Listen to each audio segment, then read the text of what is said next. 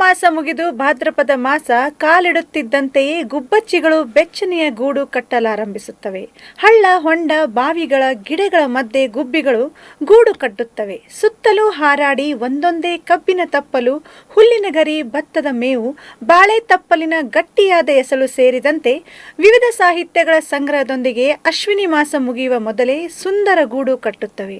ಅದುವೇ ಗುಬ್ಬಿಗಳ under world. ನೋಡೋಣ ಬನ್ನಿ ಗುಬ್ಬಿಗಳ ಗೂಡು. ಶ್ರಾವಣ ಮುಗಿದು ಭಾದ್ರಪದ ಮಾಸ ಕಾಲಿಡುತ್ತಿದ್ದಂತೆ ಆಗಾಗ ತಂಪೆರೆವ ಮಳೆ ಹನಿಗಳ ಮಧ್ಯೆ ನೆನಪಾಗುವುದು ನಾನು ಭದ್ರವಾಗಿರಬೇಕು, ನನ್ನ ಸಂಗಾತಿ ಕುಟುಂಬವು ಸುರಕ್ಷಿತವಾಗಿರಬೇಕು ಎಂಬ ದಿಟ್ಟ ನಿರ್ಧಾರದೊಂದಿಗೆ ಮುಕ್ತವಾಗಿ ಸುತ್ತಲೂ ಹಾರಾಡಿ ಒಂದೊಂದೇ ಕಬ್ಬಿನ ತಪ್ಪಲು, ಹುಲ್ಲಿನ ಗರಿ, ಭತ್ತದ ಮೇವು, ಬಾಳೆ ತಪ್ಪಲಿನ ಗಟ್ಟಿಯಾದ ಎಸಳು ಸೇರಿದಂತೆ ವಿವಿಧ ಸಾಹಿತ್ಯಗಳ ಸಂಗ್ರಹದೊಂದಿಗೆ ಅಶ್ವಿನಿ ಮಾಸ ಮುಗಿಯುವ ಮೊದಲೇ ಸುಂದರ ಗೂಡು ಕಟ್ಟುತ್ತವೆ.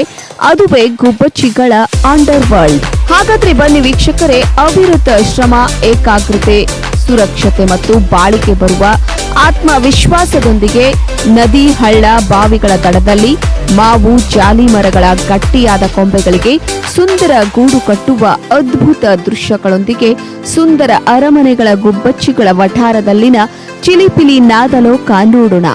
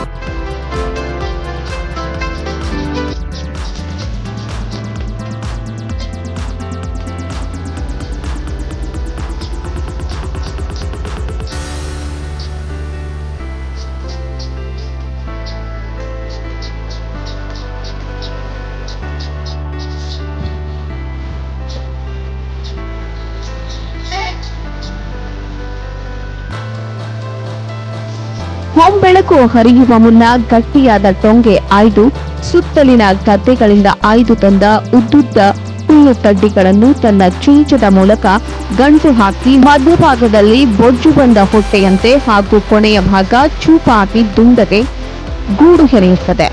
ಗುಬ್ಬಚ್ಚಿ ಪ್ರವೇಶಿಸುವ ದ್ವಾರ ಉದ್ದ ಹಾಗೂ ಅತ್ಯಂತ ಗಟ್ಟಿಯಾಗಿರುತ್ತದೆ. ಅನ್ಯ ಪ್ರಾಣಿ ಪಕ್ಷಿಗಳಿಂದ ರಕ್ಷಿಸುವ ಉದ್ದೇಶದಿಂದ ಮಧ್ಯಭಾಗದಲ್ಲಿ ಮರಿಗಳ ಆಶ್ರಯಕ್ಕಾಗಿ ಮೆತ್ತನೆಯ ಹುಲ್ಲು ಹಾಸಿರುತ್ತದೆ. ಅಧಿಕ ಪ್ರಮಾಣದಲ್ಲಿ ಗಂಡು ಗುಬ್ಬಚ್ಚಿಗಳೇ ಗೂಡು ಕಟ್ಟಿರುತ್ತವೆ. ಒಂದು ವೃಕ್ಷದಲ್ಲಿ ಒಂದರ ಹಿಂದೊಂದರಂತೆ ಅಪೂರ್ಣಗೊಂಡ ಅನೇಕ ಗೂಡುಗಳನ್ನ ಹೆಣೆದಿರುತ್ತದೆ. ಒಂದು ಗಂಡು ಗುಬ್ಬಚ್ಚಿಯ ಹಿಂದೆ 5-6 ಹೆಣ್ಣು ಗುಬ್ಬಚ್ಚಿಗಳಿರುತ್ತವೆ.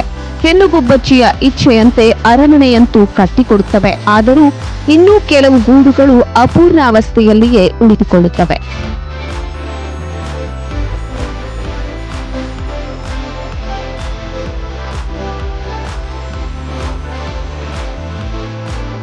ಎಂಬಿ ಚಿಂಚನೆ, ಸತ್ಯಂ ನ್ಯೂಸ್, ಸದಲ್ಕ.